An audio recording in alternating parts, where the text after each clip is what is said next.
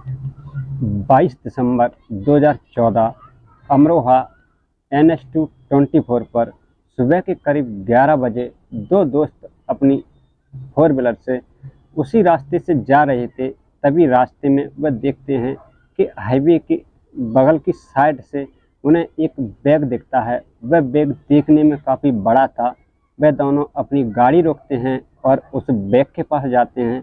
वह जो बैग था वह देखकर पहले तो चौंक जाते हैं, लेकिन वह सोचते हैं कि शायद यह बैग जिस किसी का भी है, शायद गाड़ी से निकलकर गिर गया होगा। लेकिन तभी उसमें से एक दोस्त कहता है कि चलो इसे खोलकर देखते हैं। लेकिन जो पहला वाला दोस्त था वह मना करता है, लेकिन उसका दोस्त मानता नहीं है। अरे कुछ नहीं हो रहा, चल यार खोलकर देख ही लेते हैं। दोस्तों, वह दोस्त उसका जब उस बैग को खोलता है, जैसे ही वह उस बैग के अंदर जो कुछ था उसे देखते हैं, उनके देखते ही पैर तले जमीन खिसक जाती है। वह इतने घबरा जाते हैं, उनके चेहरों पर झाइयाँ पड़ जाती हैं। दरअसल उस बैग के अंदर एक डेड बॉडी थी। जैसे ही वह उस लाश को देखते हैं, वह दोनों अंदर ही अंदर घबराने लगते हैं, कांपने लगते हैं। लेकिन वह जैसे तैसे कर हिम्मत करते हैं और फिर पुलिस को फ़ोन करते हैं। मौके पर उसी वक्त पुलिस पहुंचती है और उस डेड बॉडी को अपने कब्जे में लेती है। इधर उधर उसके चारों तरफ देखा जाता है, छानबीन करती है, लेकिन वहां उसे पुलिस को ऐसा कुछ नहीं मिलता जिससे कि यह क्लियर हो सके कि आखिर यह रोड हादसा है या कोई साजिश है। लेकिन वह जो हादसा था, वह जिस तरीके से बैग के अंदर डेड बॉडी मिली थी, वह साफ साफ दिख रहा था कि ना तो यह कोई चोरी का मामला है और ना ही लूटपाट का है। वह साफ दिख रहा था कि जिस किसी ने भी यह किया है, जानबूझकर किया है, किसी अपने ने किया है या किसी दुश्मन ने किया है।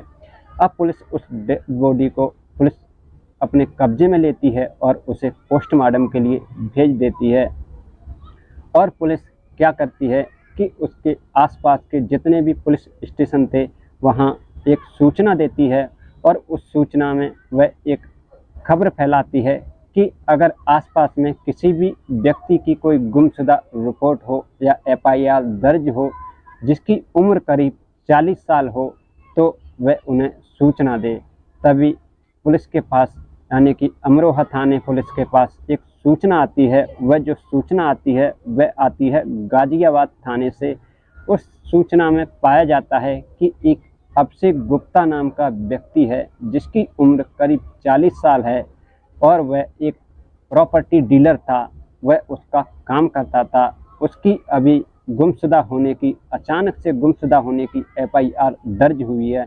जब पुलिस उस व्यक्ति के परिवार वालों को बुलाया जाता है, यानी कि अभिषेक गुप्ता के परिवार वालों को बुलाया जाता है और पुलिस उस डेड बॉडी को जब उसके परिवार वालों को दिखाया जाता है, तो वह जैसे ही उस डेड बॉडी को देखते हैं, वह फूट फूट कर रोने लगते हैं। उनका हाल इतना बुरा हो जाता है।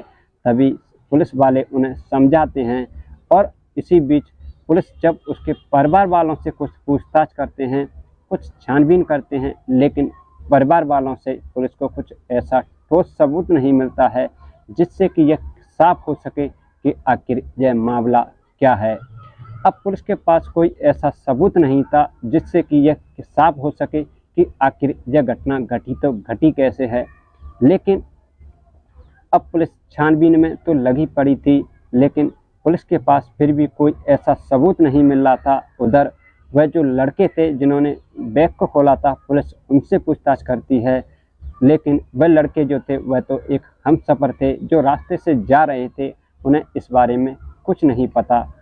अब पुलिस उसके परिवार वालों के पास फिर से जाती है। तभी उसके परिवार वाले पुलिस को बताते हैं कि 21 दिसंबर को रात के 8 बजे के करीब, यानी कि अभिषेक का उनके पास फ़ोन आता है और घर वाले उससे पूछते हैं कि बेटा आखिर तुम कहाँ हो।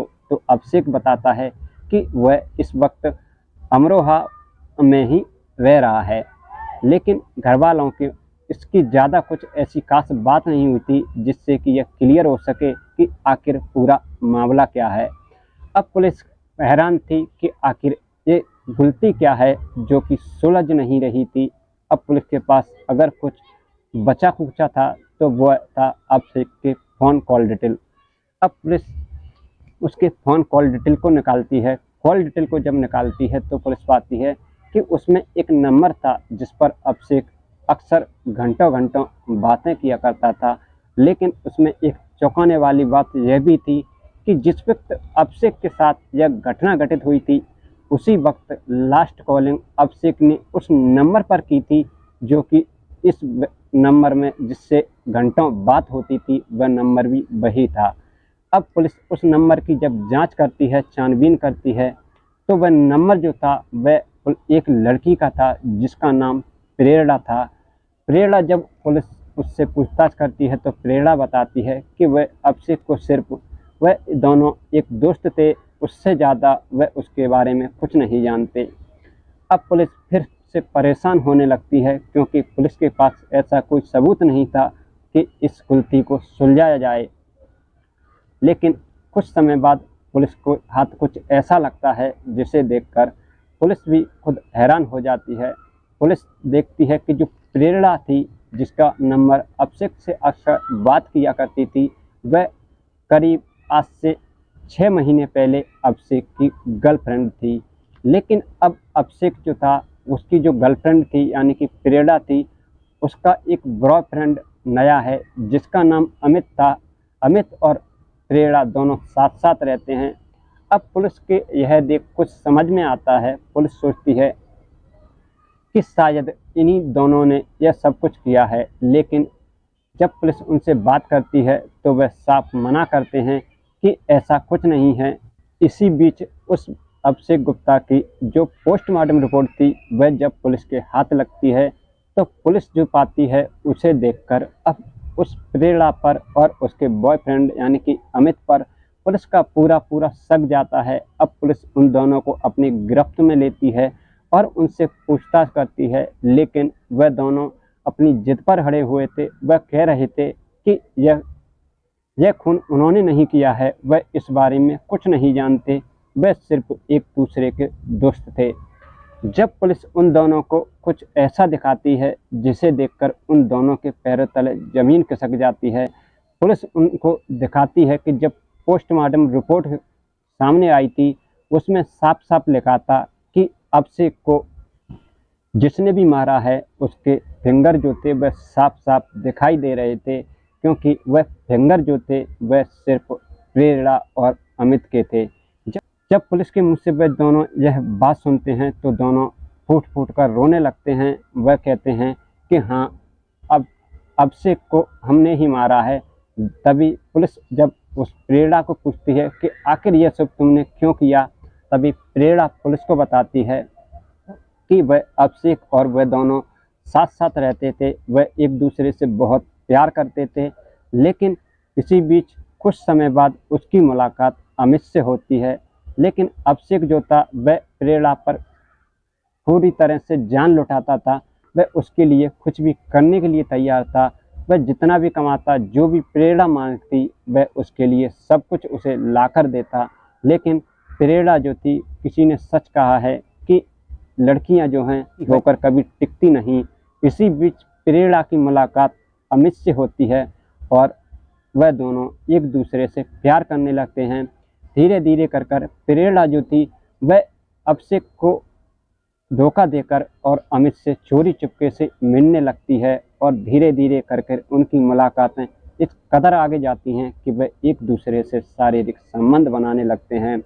अब यह बात जब अभिषेक को पता पड़ती है तो वह अक्सर दारू पीकर और जो प्रेरणा का फ्लैट था वहां आकर उस जगह जाकर वह वहां दंगा करता, उसके घर पर गाली गलौच देता, जिस बात को लेकर प्रेरणा जो थी वह पूरी तरीके से तंग आ गई थी, क्योंकि अमित ने प्रेरणा से साफ साफ बोल दिया था कि अगर अभिषेक जब तक उसके साथ ऐसा करता रहेगा तो वह उसे प्रेरणा को छोड़कर वहां से चला जाएगा। प्रेरणा नहीं चाहती थी कि अमित उसे छोड़कर जाए, तो वह सोचती है कि क्यों ना इस अभिषेक को ही रास्ते से हटा दिया जाए, जिससे कि सारी परेशानी जो है वह दूर हो जाए। 8:29 पर वह उसे फ़ोन करती है और उससे कहती है कि तुम मेरे घर पर आओ। इसी बीच जो अभिषेक था वह घर पर जाता है, लेकिन वह जब घर पर प्रेरणा के जा रहा था, इसी बीच घर से फ़ोन आता है। उसकी माँ उसे फ़ोन करती है और उससे पूछती है कि बेटा तुम कहाँ हो। तो वह बताता है कि वह इस वक्त अमरोहा में है और वह वहीं पर रह रहा है, कोई दिक्कत नहीं है, वह अच्छे से रह रहा है। उसके बाद जब उसकी माँ का फ़ोन करता है तो अभिषेक अब प्रेरणा के घर पर जाता है, लेकिन उसे क्या पता था कि वह जहाँ जा रहा है उसके लिए मौत का जाल बिछाया हुआ है। जैसे ही अभिषेक प्रेरणा के घर के गेट के अंदर प्रवेश करता है, अमित उसके सर पर पीछे से डंडे से वार करता है और फिर ताबड़तोड़ प्रेरणा और अमित दोनों उस पर हमला कर देते हैं। उसे इतनी बेरहमी से मारते हैं कि वह बेचारा उसी जगह ढेर हो जाता है और वह उसी जगह ख़त्म हो जाता है। और फिर उसके बाद उसकी डेड बॉडी को रात के 11 बजे वह जहाँ से अमरोहा से जहाँ उसका फ्लैट था प्रेरणा का, वहाँ से करीब 90 किलोमीटर दूर ले जाकर नेशनल हाईवे यानी कि NH-24 पर करीब रात के 11 बजे उस लाश को वह उस बैग को वहाँ छोड़ देते हैं और वह भाग जाते हैं। वह सोचते हैं कि अब वह पूरी तरीके से सेफ हैं, लेकिन कानून से भला कौन बच पाया है। दोस्तों, पुलिस जब उसके मुंह से जब बात सुनती है, फिर उनके खिलाफ FIR दर्ज करती है, चार्जशीट रेडी करती है और उन दोनों को जेल भेजती है। दोस्तों, आज की यह कहानी आपको कैसी लगी? ज़रा सी भी अच्छी लगी हो तो प्लीज़ चैनल को सब्सक्राइब करें, वीडियो को लाइक करें, ताकि मेरा हौसला जो है वह बढ़ता रहे। दोस्तों, यह कहानी किसी के दिल को दुखाने के उद्देश्य से नहीं बनाई गई है, बल्कि आप लोगों को सतर्क और जागरूक रहने के उद्देश्य से बनाई गई है। ऐसी ही वीडियो देखने के लिए हमारे चैनल को सब्सक्राइब करें और वीडियो को लाइक करें। अब मैं आपसे विदा लेता हूँ, फिर मिलता हूँ ऐसी एक और सच्ची घटना के साथ। जब तक आप अपना और अपने परिवार का ख्याल रखें, स्वस्थ रहें, तंदुरुस्त रहें, सतर्क रहें। जय हिंद, जय भारत।